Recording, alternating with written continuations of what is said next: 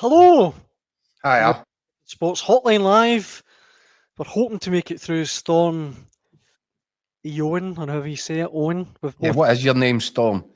I know we've just had our I've had my government sirens alert. go. I Yeah, know. my phone went off a good 15 minutes before you. I believe that they do these things in order of priority. So thanks, government. No, I think it's they get the old codgers done first, Is and then they that? go. Aye, I don't that's want it. to know. See if Uh, there's a genuine threat to life, if there's a nuclear bomb and it's falling out the clouds towards Glasgow in this office. Please do me a favour. Don't let me know. Just let it happen. I don't want to spend the last 5 minutes of my life worried about what happens next when there's nothing you that's, a, can do about it. that's a fair point. Uh, Well, look, there's and some then, by Celtic the way, they fans. send you this text message and then you try and click on it, it disappears, you can't read it. I know. All it's done is put the fear into you. It's Anyway, something to we've got think better about. things to talk about than that. There's some Celtic fans, Keith, who today is the end of the world for them because Nice segue. Kyogo is heading for pastures new. Before we Yeah. talk about that, I should say that obviously it's a massive night tonight for Rangers in the Europa League against Manchester United. We will be joined later on live from Old Trafford Yeah, by our just esteemed colleagues. once again, I have to make an apology on behalf of Tweedledee and Tweedledum down there. They've got caught in traffic. They're on the way to Old Trafford, but as soon as they get there, they'll join us. Because obviously, last night was brilliant, Daniel. Thoroughly enjoyed it. We did the 6 o'clock show. We followed it up with a 10 o'clock show after the Celtic game. And we're doing the same again tonight. So we'll do a bit of preview ahead of the Rangers' monumental match, actually, at Old Trafford. We'll speak to the boys that are down there on the ground. And then you and I will put our jammies on and then come back and do the late night version. Should be Do it all X-rated. again, all again at 10 p.m.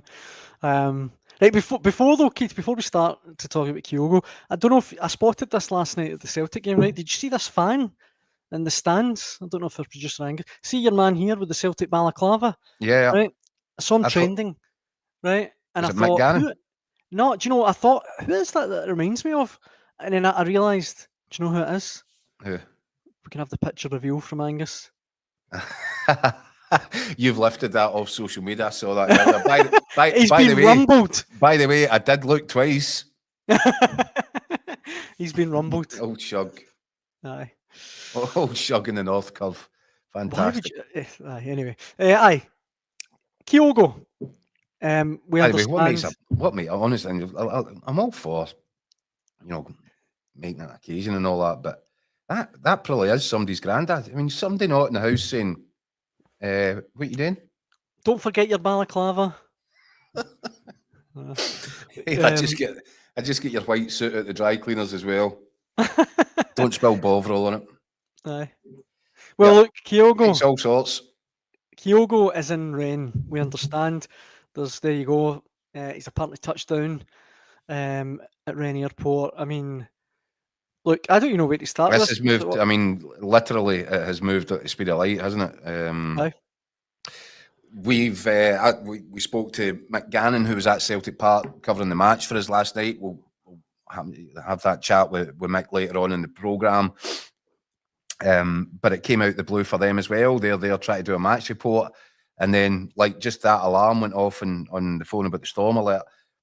The boys, their phone started pinging because word was coming out of Paris that something was happening with Kyogo and Rennes. And then it was pandemonium. People tried to phone down to the marquee where Brendan Rodgers was seeing the press at that time. Couldn't get messages down because people's phones are on silent. So, we'll speak to Mick about that. But that was, as if the 95 minutes wasn't dramatic enough last night at Celtic Park, what followed in the immediate aftermath and what's happened today, it's incredible. The Scottish football just doesn't stop. It just keeps on providing. This is a big one, and I'll be really interested to get the thoughts of the Celtic fans. I've written a piece today. They're coming in thick and fast already. I'm sure they are. Well, I've written a piece today online saying, look, do you know what? My first instinct on this one, my first reaction is that I can totally understand why Celtic fans will be a bit shocked, surprised, perhaps even angered by this. I would urge them to look at the people that are in charge of making the big decisions, look at the track record there. I simply refuse to believe that Celtic have been blindsided by this. In fact, I'll tell you right away, they haven't been blindsided by it, because clearly there was an agreement sitting there which was ready to be actioned the very moment that Celtic qualified for the playoff rounds of the Champions League. That tells me this has been worked upon and put together. And by the way, remember that curious thing that came out of the MLS where somebody over there thought, this has been on the boil for a while. This has been simmering away. And in order, the reason to bring that up at this point, Daniel, is, well, in order for it to be simmering away for 2 or 3 weeks, however long it's been going on, that will have given Celtic time to get their ducks in a row. I refuse to believe that, they've either been blindsided or strong-armed into doing this deal. It doesn't seem to make sense. It makes perfect business sense in terms of a guy that you signed 3.5 years ago for $4.5 million. Look at all the goals he scored, 85 goals, all the trophies he's won, all the precious moments and memories that he's created. And you can still more than double your money on him now that he's turned 30. That's great business. But Celtic aren't so naive. The people in charge of Celtic understand that you can't sacrifice one side of the business for the other. You can't make a judgment like this if you think it's going to have a really negative impact on what the fans, the customers, if you want to call them that, want to see on the pitch. That tells me that Celtic have got something up their sleeve here. I just think it's going to be fascinating to see how the next 24, 48 hours plays out, because Celtic will not have gone into this without protecting themselves from the potential blast. Look, as I said, plenty of comments coming in from Celtic fans talking about Kyogo. This one here from Vintage Clip says, when Celtic fans see who's going to replace him, they'll be very, very happy, very cryptic. Well, come on, Vintage. Come on. I know. Put your money where your mouth is.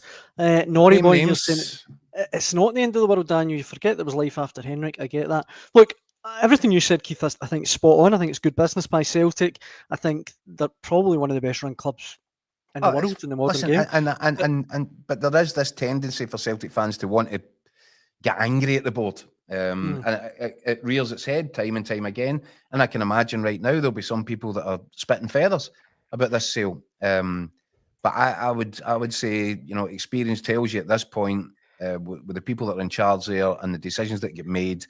I mean, you potentially, Jota's name has come up, right? A guy that Celtic, sold for 25 million quid.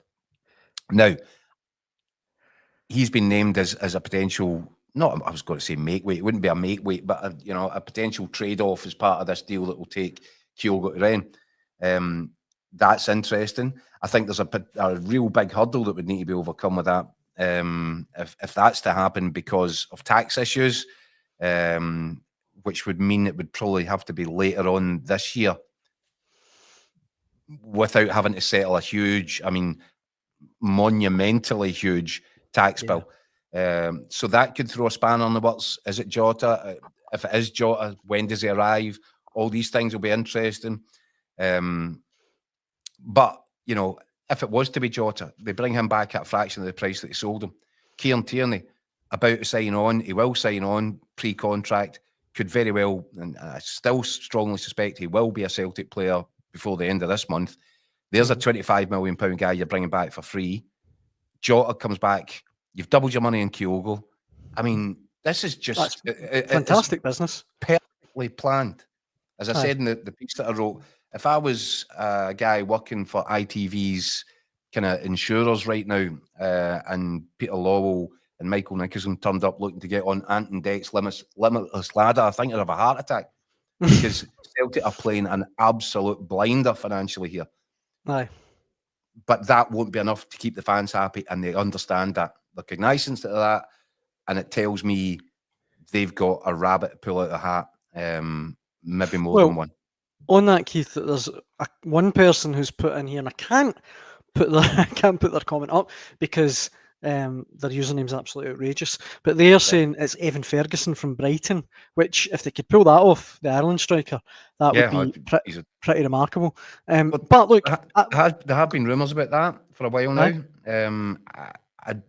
Do you know what? My gut instinct at the time was I'd be surprised, because he's a hot ticket in the English Premier League. He's dropped off a wee bit.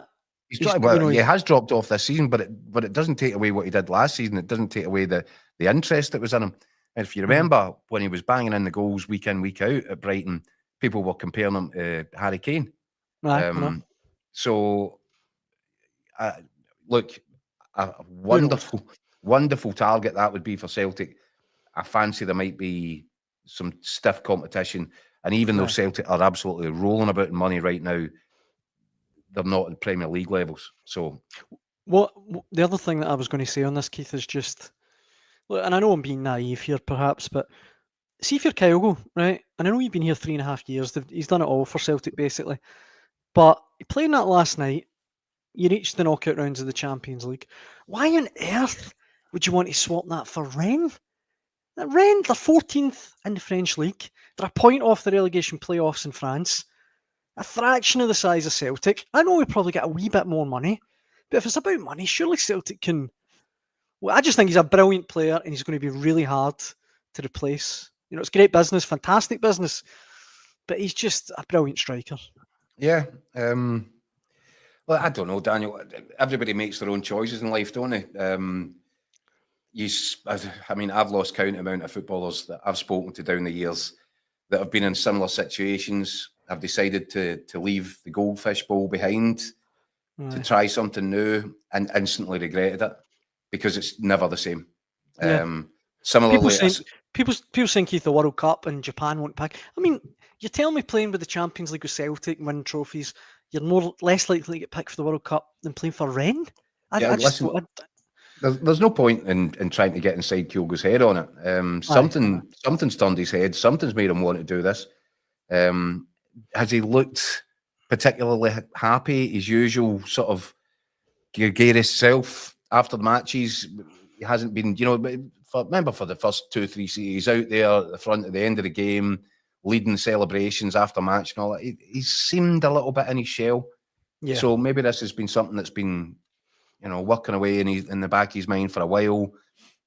Who knows?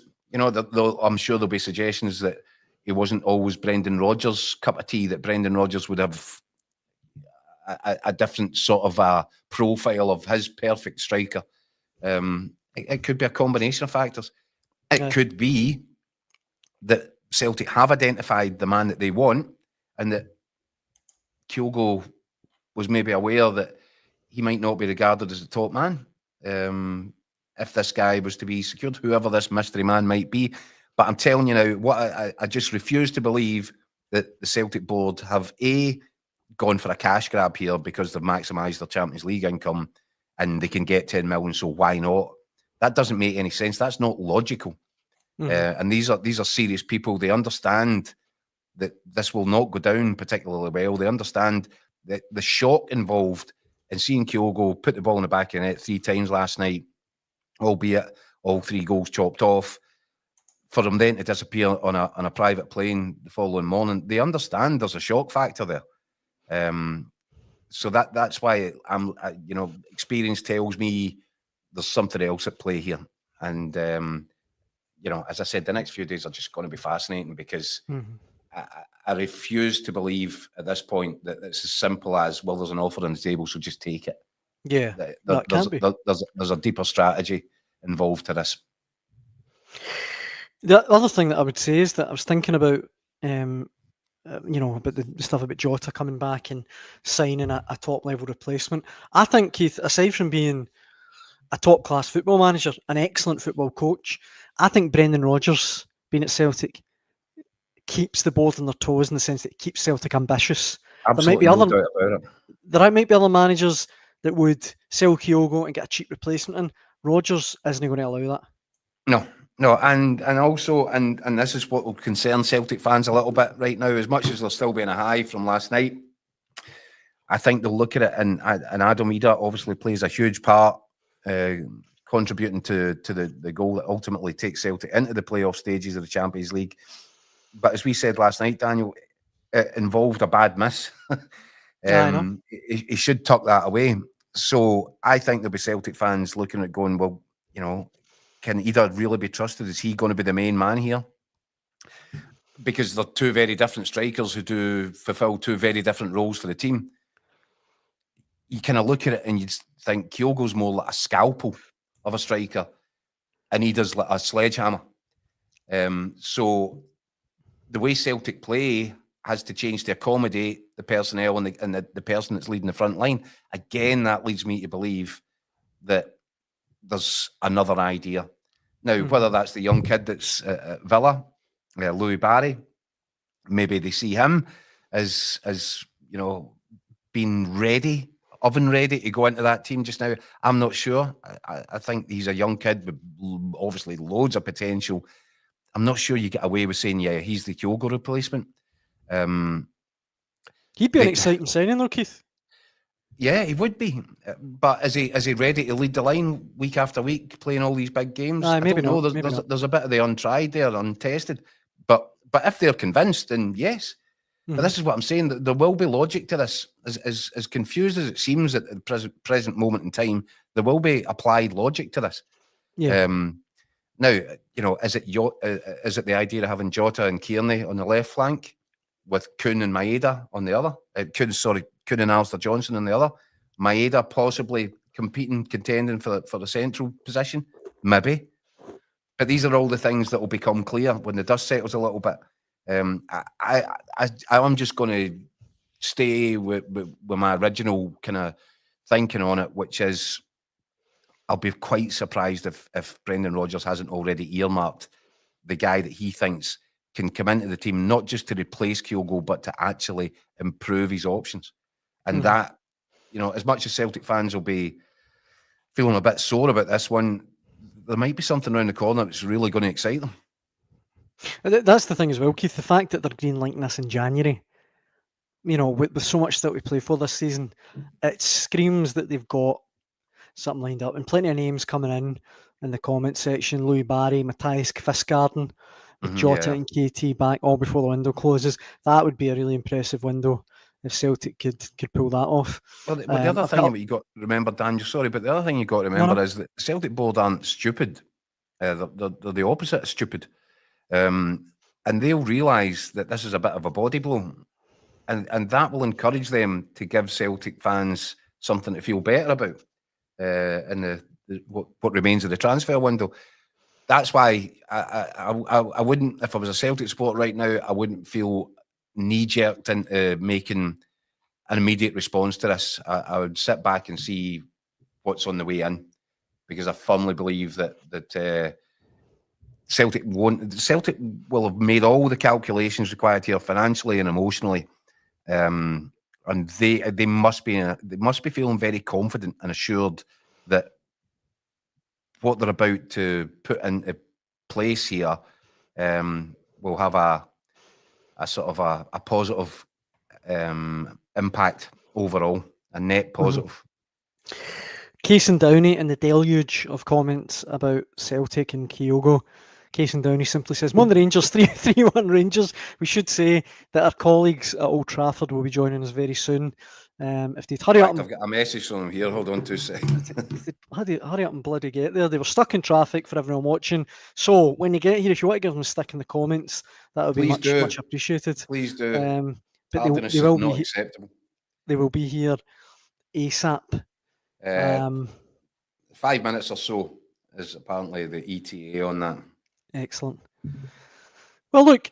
But that sounds a bit like Alan Partridge waiting for Sue Cook to turn up at the motel for his. You don't watch Alan Partridge? No, I do. I really like Alan Partridge. Okay. Not for his road show. Aye, I got you, Grandad. While we're waiting on the guys arriving at Old Trafford, Keith, we caught up with Michael Gannon earlier today. We might as well, while we're on a Celtic chat, while we finish off our discussion from last night. What you saying? We're just going to use Mick to kill time till the boys get here? Why not? Okay. Let's hear what Mick had to say.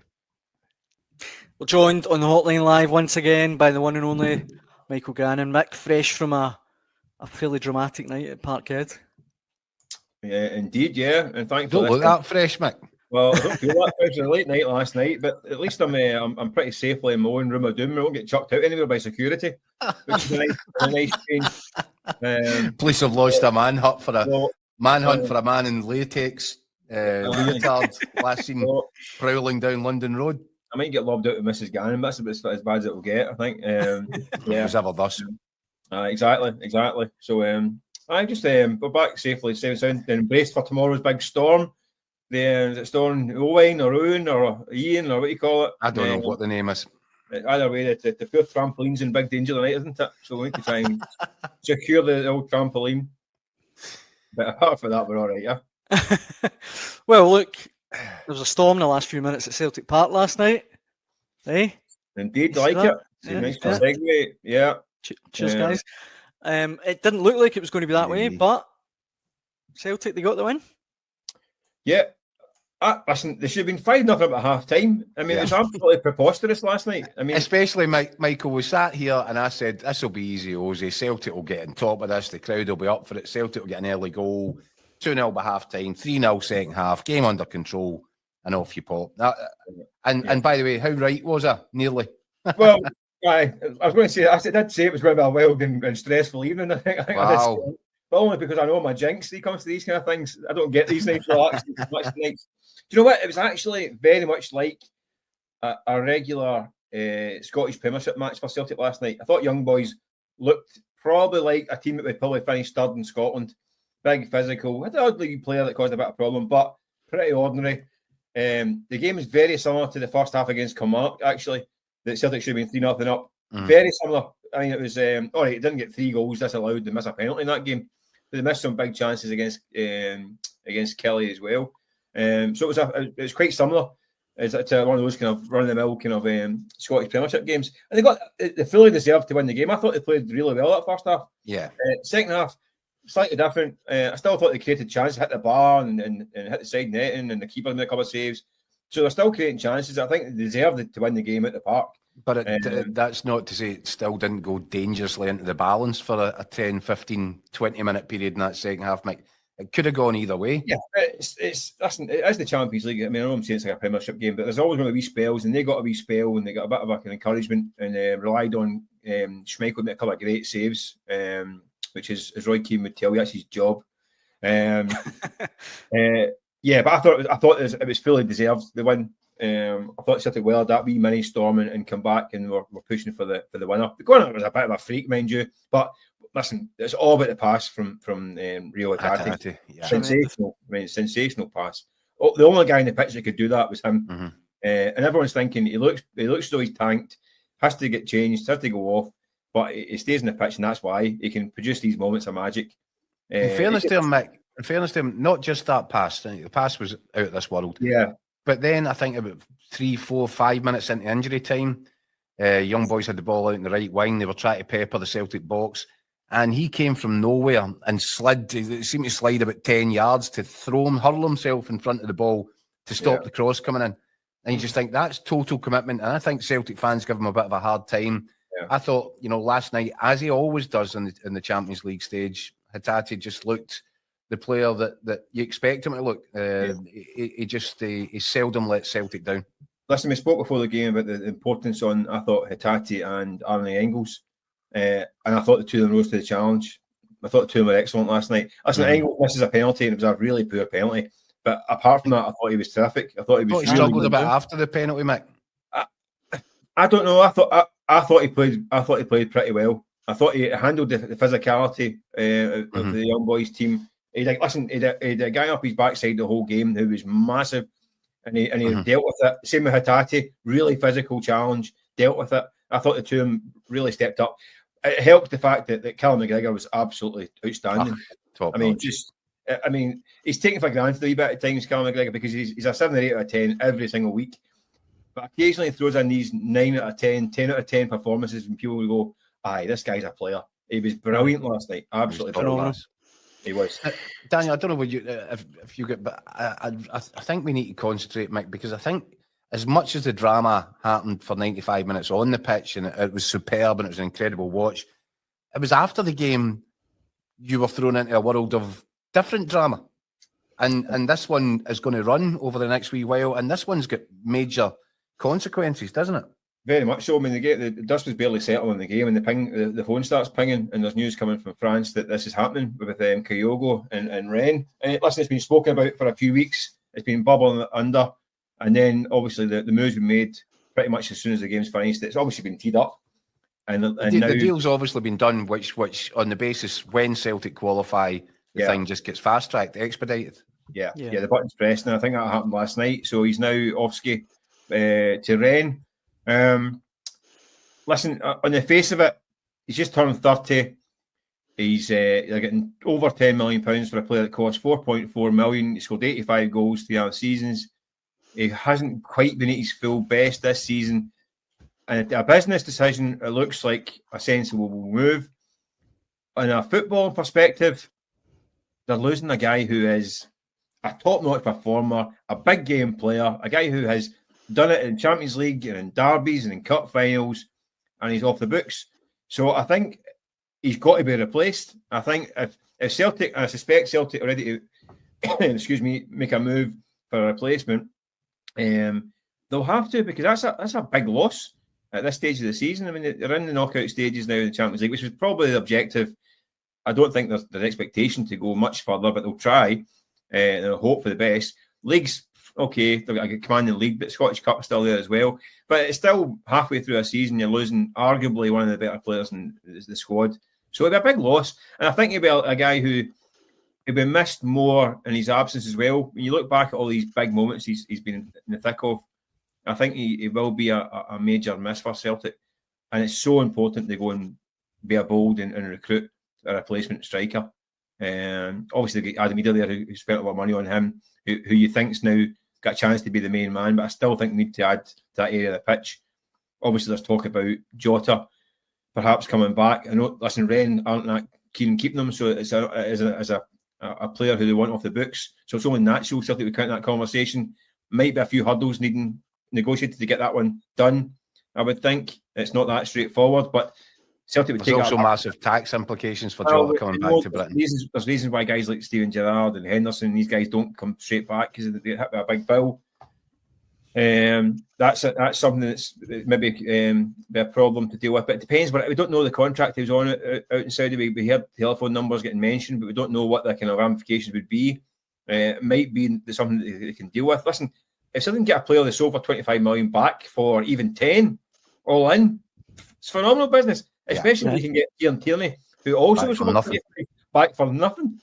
If Celtic get out this window and have Kieran Tierney and Jota arriving the same day, the car park will be full. If they can get a young, promising, potential striker on board as well, I think people will accept that as a good window. But these deals need to be done first. Mm-hmm. Aye, absolutely. Mick, as ever, we really appreciate you joining us on the Hotline Live. We're saying you've been on so much recently, we need to start giving you appearance bonuses. So I'll go away and speak to Keith and the Paymasters, see what we can do. I'm going to see Just to clarify, no one from the Hotline Live is for sale. Mick, thanks so much for joining us. Cheers, chap. See you later.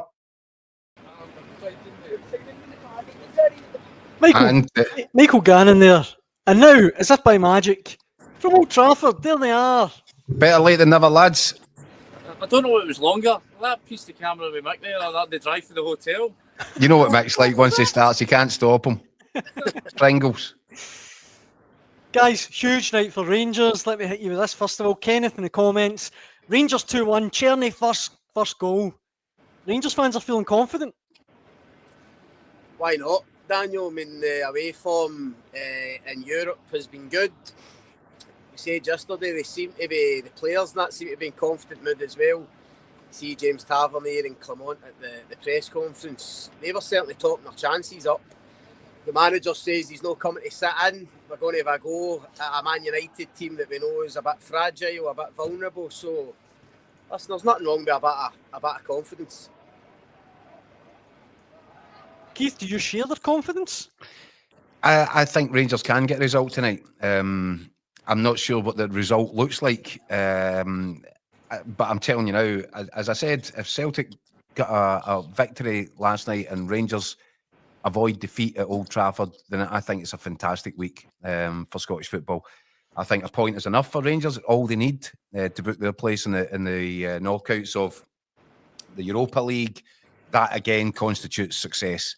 no matter which way you slice it and dice it. That's that would have been the aim at the start of this campaign, and it looked like a big ask actually when you looked at the fixtures. Rangers certainly get a far harder set of fixtures comparatively to Celtic's set of fixtures. You were able to look at Celtic at the start of the campaign and think, I can see there's points to be had. Rangers not so much, but Rangers have surprised people along the way. They're going to face this Man United side, which does not have its troubles to seek, has been described by its own managers, the worst Man United side in history. It's all going to depend for me, lads. Don't know what you think. For me, it's all about how United's players respond to this. Have they got the petted lip? Are they, throwing the toys out the pram? Because that would be perfectly in keeping with what we've seen from United over the last wee while. Or does it light a fire in their bellies? I think that, for me, could be the major factor. I think there's no doubt that this is a United team that on paper, with the money who's been spent, it should be beating Rangers. Of course, I mean, okay, the form's not great. The position of the table down in 13th is obviously indicates that they're a team that are quite a bit of bother right now. But, if you look at the individual parts, the money that they're on, the money that they've been bought for, this is clearly United should be favourites, but that's the beauty of football. It's not played in the balance sheet, and this is a United team that are fragile right now. And obviously, we know all about Rangers' issues this season, but as we've seen time and time again, Europe's is an arena where they can find a way to get results, especially away from home. They've proved that it's a style that sort of sitting in and being compact and springing out from the counter attack is something that they're adept at. So, Rangers should fancy their chances, but again, I think as I said last night, it has to be a pretty much flawless performance. They have to be bang at it, and they have to hope that United's form hasn't improved since the weekend, as you say, when Ruben Amorim was pretty scathing about where they rest against the other great teams in this club's history. Guys, last night we sort of all came to an agreement that with Diamonde suspended for this one, most likely set up would be Raskin and Connor Barron at the middle of midfield, with maybe Yilmaz playing the left-hand side in a more advanced role in front of Hefty, and Bayrami in the middle and Czerny on the right. Have we heard anything to confirm any of that? Or do we still think that's the most likely lineup? We've not had any confirmation, Jaco, but certainly that's the kind of feeling amongst certainly the press pack, the people at the press conference yesterday. I mean, that was the kind of thought process. I think Andy said last night they've not got many other options. No. And I think, you mentioned his name. I think it's a massive night for Connor Barron in particular. Coming into this arena, he did well for Rangers at the start of the season, got a lot of plaudits, but I think there was a bit of a dip in form. I don't actually think he was as good as some people were making out at the start of the season, but he was probably a shining light in some poor performances. It's probably his energy levels, Scotty, wasn't it? It was probably the energy levels that impressed people because there was a dearth of that in other positions. You're right. Enthusiasm, urgency, intensity. He had that at the start of the season when others looked as if they didn't. But I think when Rangers put their strongest 11 at, Connor Barron isn't in it at the moment. So to come to Old Trafford as one of the main midfield men, massive job to do against top quality players. Whatever you think the Man U's for him at the minute, he's still going to be up against some top class players in there. And I think beside Raskin, he's going to have a huge job. It could be a really big night for him, couldn't it? I mean, he could. I mean, as you say, he started off great. I don't think there's much hype around him. Obviously, just as a sort of free transfer. He was brought in as a squad player, Andy, really. It's been a wee bit more than a free transfer now, but listen, he's a guy that's he's not a frill type player. He's a solid sort of. He's a worker. He's a runner. So that's what Rangers are going to need tonight. This is a night where they're going to need to sort of dig in and work their socks off for 90 minutes, and then when that opportunity comes, they need to show the quality. They need to be able to take the chances that come, because likelihood there's not going to be many of them. Guys, I know we got them last night on the show, but for people that weren't watching, predictions. How's it going to go? I've said 2 each all along. me and Jaco, obviously always together, but score predictions. I just think there'll be goals. I mean, the Man United's games at Old Trafford recently just feels as if they've been filled with goals, and I don't see any reason why it'll be different. tonight. Rangers have been good on the counter-attack away from home. Clement says they're going to have a go. It'll be the kind of same approach. They'll try and sit in, frustrate Man U. We were actually speaking to a Man United fan earlier on in the day, and he said, well, the best thing Rangers can do is actually let Man United have the ball, because they're really struggling to create at home, and when the crowd get in their back, it gets worse and worse. I think if Rangers are clever and they stick to the game plan, then they can really take advantage of that kind of anxiety. So I think that will be Rangers' approach. Try and sit in, try and frustrate them, and then they'll try and counter with a bit of pace with Czerny in particular. And obviously Egerman, who we've talked about, a big night for Conor Barron, big night for Egerman as well, 22 years old. So we think where he was 6 months ago, he's now going to run at Old Trafford, Rangers' main striker, with a lot of responsibility on his shoulders. But you get the feeling, certainly with his recent performances, that he'll thrive on it. I was going to ask you about that, and Czerny as well, because now we're hearing some potential interest in Czerny from West Ham. They might try and get ahead of Rangers in the queue for Czerny when it comes to making a signing at the end of this season.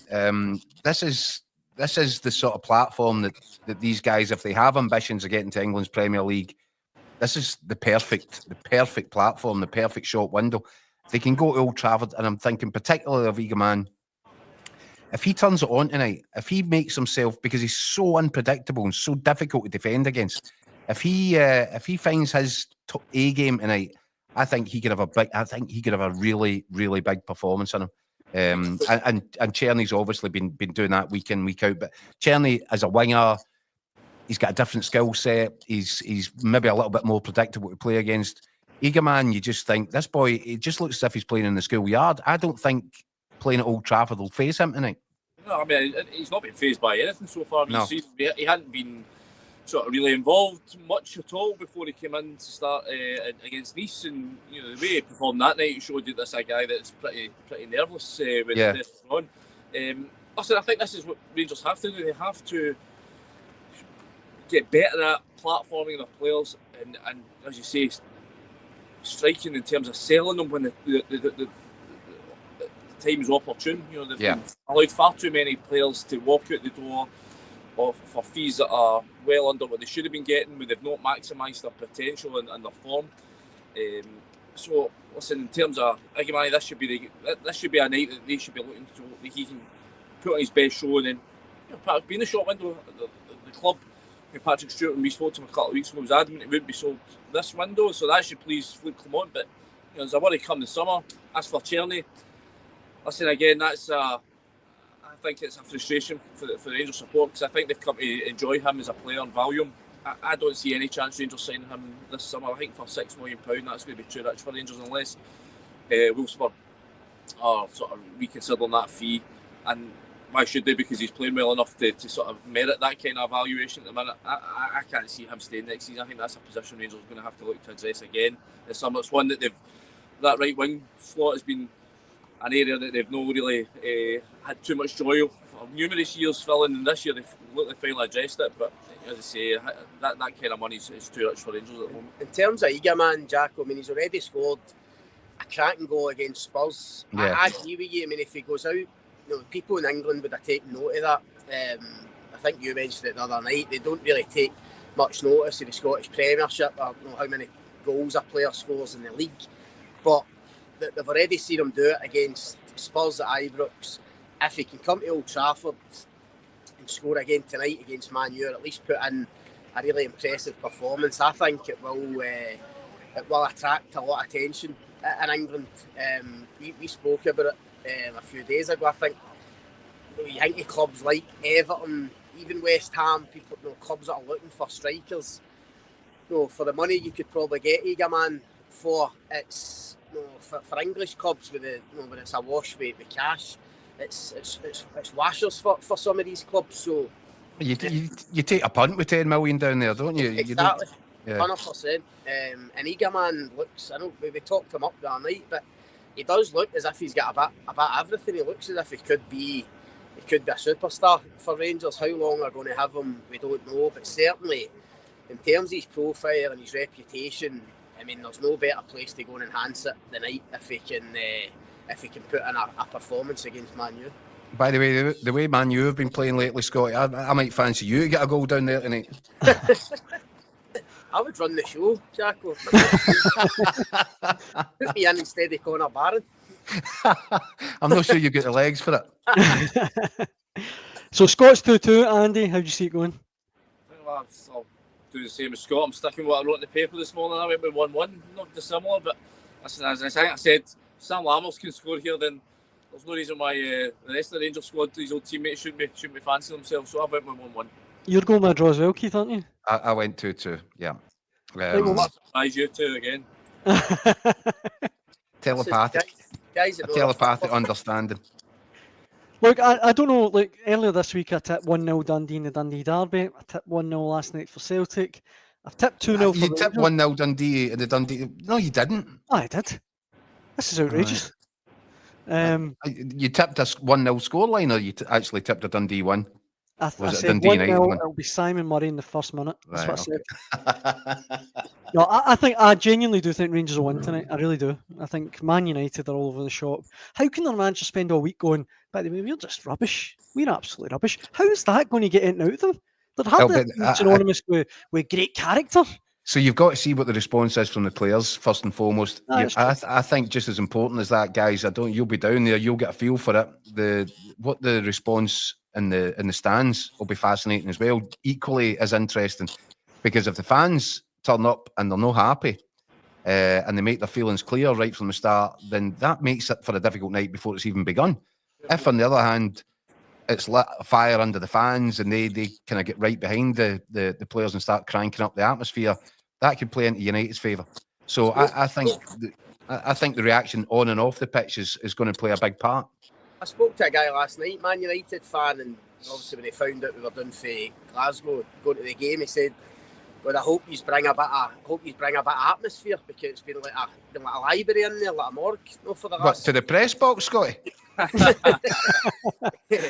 So, listen, the Rangers fans will bring atmosphere, no, the ones that are in the stadium. So, we said last night, an early goal, how Rangers start the game is going to be crucial. Can they exploit this fragility, this anxiety that Ruben Amorim spoke about at his press conference yesterday? If they can do that, turn the crowd early, get a goal, which would be crucial for them, you can see it being a really good night for them. The only thing I think that will kind of kill Rangers tonight is just the lack of bodies, the players they're missing. I think if Rangers were coming down here with John Souttar and Diomande and Yanis Hadji and Danilo, with that squad playing the way they have done the last wee while, then I genuinely, a bit like Daniel, I genuinely think you'd fancy Rangers to come down and get a really positive result. But they're struggling a bit in terms of numbers, and that might go against them in the game, even in terms of subs coming on and stuff like that. Well, look, guys, I hope it's an absolute cracker for you. Thanks so much for joining us in the Hotline Live as ever. We really appreciate it. No worries. Cheers. Cheers, guys. Safe travels up the road when the time comes. Thanks, mate. Oh, Cheers, yeah, in the guys. middle of that storm, that'll be good fun. You look forward to that? It's all right. We're just going to stay another night. Oh, you might You get will Dishoom then. You'll be making Keith jealous, Scott. That's my season end just getting found out now, so that's my message to her. See you in a couple of days. Cheers, guys. Yeah, cheers. The lads there at Old Trafford. They seem happy at their work. You actually, before we finished, Keith, you started a bit of a war in the comment section by saying, did you notice? No. By saying that Rangers got the easier fixtures in Europe this season. I think if you look at how kind the fixtures fell for Celtic in the Champions League, Sorry, Celtic got an easier draw. compared to what some of the fixtures that Rangers have got, I think Rangers could have been a lot easier and Celtic's could have been a lot harder, and I think that's just a fact, and I don't know if anybody should really be disputing that. Celtic drew 3 teams currently in the top 10, 3 in the bottom 10, 2 in the middle. It's not an easy draw. Celtic got home games against the 3 worst teams. The teams ranked 30, 34, 35 and 36. That's true, but they did get drawn here against the Champions League finalists, the Europa League holders, Villa, Leipzig. I know, but they're missing and deliberately missing the point. The point is, when we looked at these fixtures, you could actually put a ring round these and go, there's a big potential for Celtic to take maximum points from these 3 home games, which they have managed to do. I'm not so sure that was as cut and dried when you looked at how the Rangers fixtures fell. I have a confession. I actually knew exactly what you meant. I was just a wee wind up. Just keeping your toes. No, it's quite okay. I get it that people will willfully distort things and take them out of context. That's it. That's the world we live in. Well, look, we'll be back. I don't know if I will be back now. I'm in a bad mood. I'll need to speak to your agent. I'll need to smooth this over. I think you might have lost the dressing room here. I'll be back at 10. Hopefully I can persuade Keith to join me. We'll be back at 10 to pour over everything from Old Trafford, Man United against Rangers. Hopefully it'll be a double for Scotland and Europe this week. Hit us with your comments, hit us with your thoughts, tell us your opinions on the match, tell us your opinions on the managers, the referees' decisions, how the game works out. Let's get involved, let's have a debate, let's have a chat about it. And as Daniel says, I really have my fingers crossed that for the second night in the trot, we've got something worth celebrating for Scottish football. John says if Rangers get cuffed, I'll see you at 10. But listen, no, look, even if they win, come on, guys, we're all friends, aren't we? Anyway, You kidding? Thanks for all the comments tonight. We hope you can join us again at 10 o'clock. Thanks for watching. Cheers. Right, get my jammies on.